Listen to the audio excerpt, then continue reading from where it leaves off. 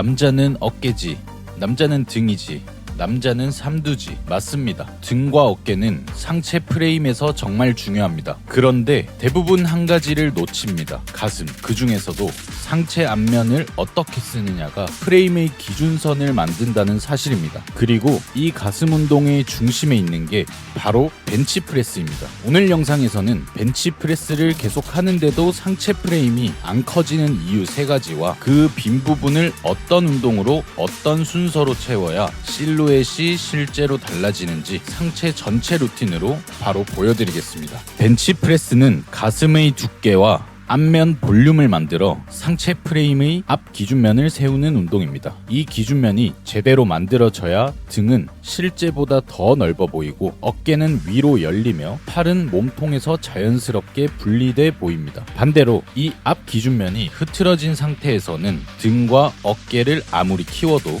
상체는 커 보이지 않습니다. 프레임이 안 커지는 이유는 운동을 덜 해서가 아니라 가슴을 프레임 기준으로 쓰지 못하고 있기 때문입니다. 첫 번째, 각도 문제. 윗가슴이 아니라 어깨 쪽으로만 자극이 몰린다. 두 번째, 공간 문제. 어깨 관절에 여유 공간이 없어 통증과 프레임 붕괴가 반복된다. 셋째, 완성도 문제. 프레임이 측면을 채워야 할 등과 삼두 장두가 벤치 하나로는 해결되지 않는 경우입니다. 이제 이 3가지를 각각 어떻게 해결해야 하는지 그리고 어떤 운동으로 보완해야 하는지 순서대로 보겠습니다. 상체 프레임의 시작은 가슴 중앙이 아니라 윗가슴 라인입니다. 정확히는 대흉근 쇄골지입니다.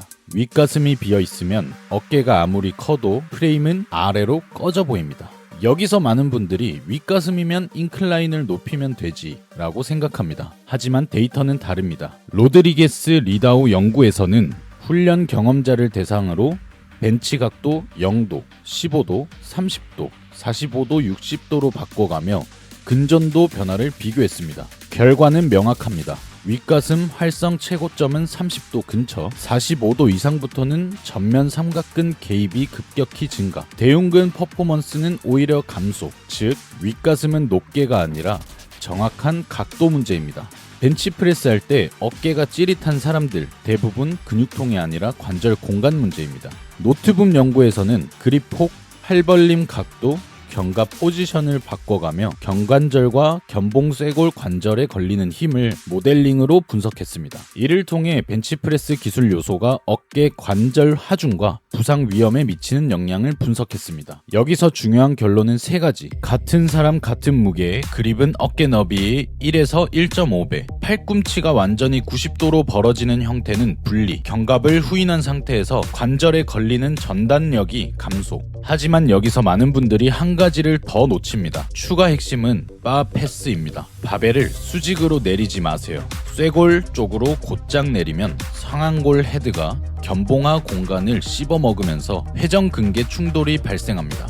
해부학적으로 안전한 궤적은 J 커브입니다. 내릴 때는 명치 쪽으로, 밀어 올릴 때는 얼굴 쪽으로. 이 궤적에서만 어깨 공간이 유지됩니다. 윗가슴 노린다고 쇄골로 내리는 순간 프레임보다 먼저 어깨가 망가집니다. 벤치는 가슴과 어깨라는 프레임의 앞면을 만드는데 아주 훌륭한 운동입니다. 문제는 프레임의 측면까지 벤치로 채우기에는 부족하다는 것입니다. 상체 프레임을 볼 때 사람들이 무의식적으로 인식하는 건 정면 근육량이 아니라 옆에서 봤을 때의 두께와 실루엣이죠. 그리고 이 측면 프레임을 결정짓는 핵심 근육이 바로 삼두, 그 중에서도 장두입니다. 삼두 장두는 단순히 팔을 굵게 만드는 근육이 아닙니다. 해부학적으로 보면 삼두 장두는 견갑골에 시작해 팔꿈치까지 이어지는 유일한 팔 근육입니다. 즉, 이 근육은 팔 근육이면서 동시에 겨드랑이 라인을 채우는 프레임 근육입니다. 그래서 가슴과 어깨는 어느 정도 발달했는데도 몸이 옆에서 보면 얇아 보이는 경우 대부분 이 삼두 장두의 볼륨이 부족합니다. 여기서 중요한 포인트가 있습니다. 삼두 장두는 어깨와 팔꿈치를 동시에 지나는 2개 이상의 관절을 사용하는 근육입니다. 이 말은 곧 팔의 위치에 따라 근육이 일할 수 있는 조건이 완전히 달라진다는 뜻입니다. 마에오 연구에서는 삼두 운동을 2가지 조건에서 비교해봤습니다. 팔을 내린 상태에서의 익스텐션, 팔을 머리 위로 든 오버헤드 익스텐션. 결과는 명확했습니다. 팔을 머리 위로 들어 삼두 장두가 길게 늘어난 상태에서 훈련했을 때 삼두 전체 비대가 더 크게 나타났고 특히 장두에서 유의미한 차이가 관찰됐습니다. 이 연구가 말해주는 건 단순합니다. 삼두 장두는 팔을 내린 상태에서가 아니라 길이가 확보된 상태에서 비로소 프레임에 기여할 만큼 성장한다는 겁니다. 그래서 프레임을 완성하려면 벤치 다음 단계가 필요합니다. 그 역할을 맡는 운동이 오버헤드 삼두 운동입니다. 프레임 관점에서 삼두 장두를 키우는 조건은 명확합니다. 첫째, 삼두 장두가 긴 길이에 놓이는 자세여야 합니다. 둘째, 실패의 원인이 가슴이나 어깨가 아니라 팔꿈치 신전 자체여야 합니다. 셋째, 이 근육은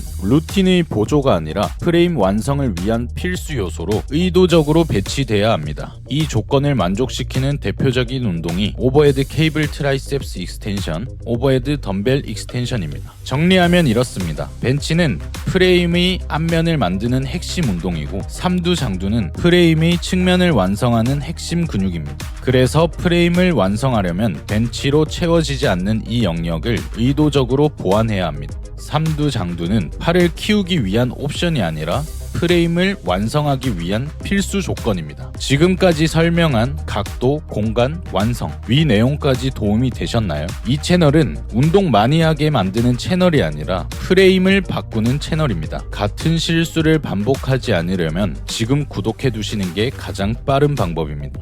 지금부터 보여드릴 루틴은 새로운 루틴이 아닙니다. 방금 설명한 벤치프레스의 한계, 그리고 그로 인해 생기는 프레임의 3가지 빈칸을 의도적으로 보완하기 위해 설계된 루틴입니다. 각 운동이 어떤 프레임 문제를 해결하는지, 왜 이 순서로 배치됐는지 하나씩 정확히 연결해서 보겠습니다. 첫 번째 운동, 인클라인 덤벨 프레스. 첫 번째 문제는 각도였습니다.